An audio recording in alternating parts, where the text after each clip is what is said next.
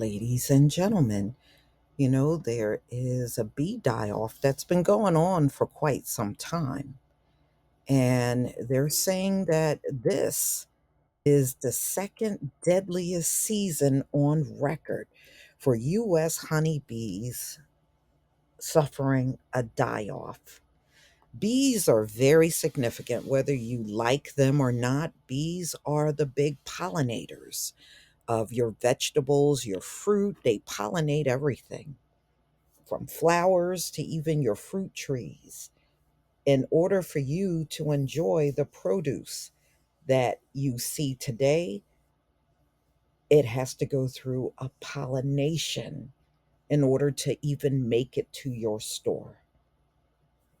So, no matter how much you may dislike bees, bees really do a very important job out here. Every single season when they're out, they are doing what they're supposed to do.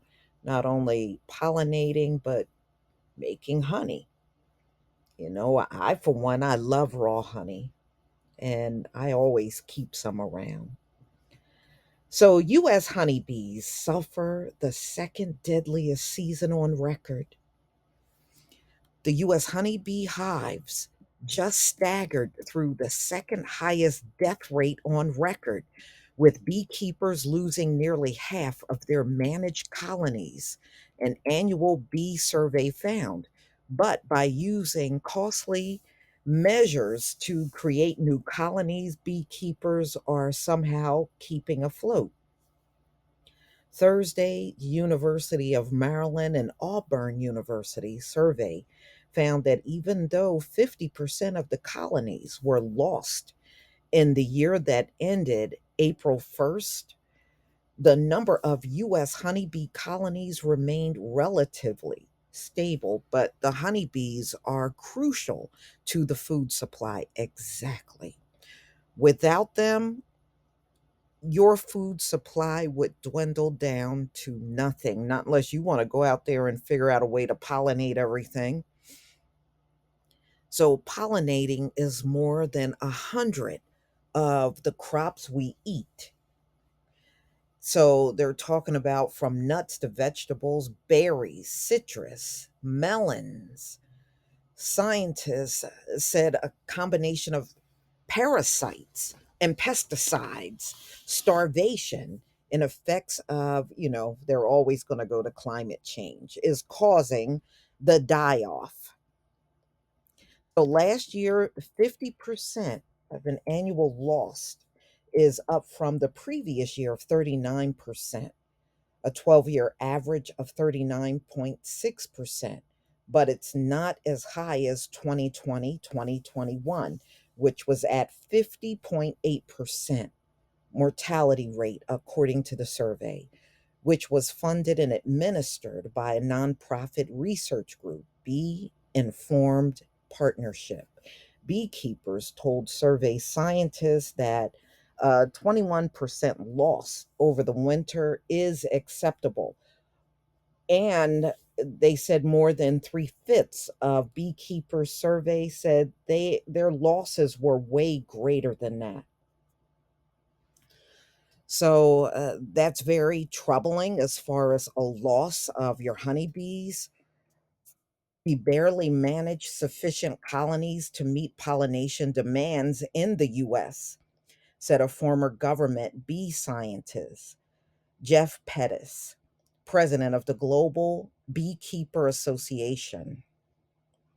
Overall, bee colony population is relatively steady because commercial beekeepers split and restock their hives, finding that buying new queens and even using starter packs for colonies, said the University of Maryland bee researcher Natalie Steinhauer, the survey leading author. The prognosis, they said it is actually getting worse over the last 15 years. You know, some beekeepers have been able to rebound from their losses and others have not. The situation They don't know if it's going to get worse.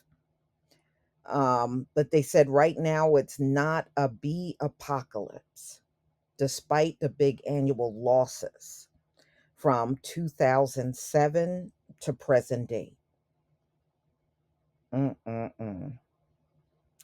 So there are threats certainly in the environment, and honeybees have persisted. I don't think honeybees will completely go extinct, but I think they will always have some sort of challenges. But why do they have those challenges? And it's because of what people do. You know, you can attribute practically every modern day extinction to people. All right.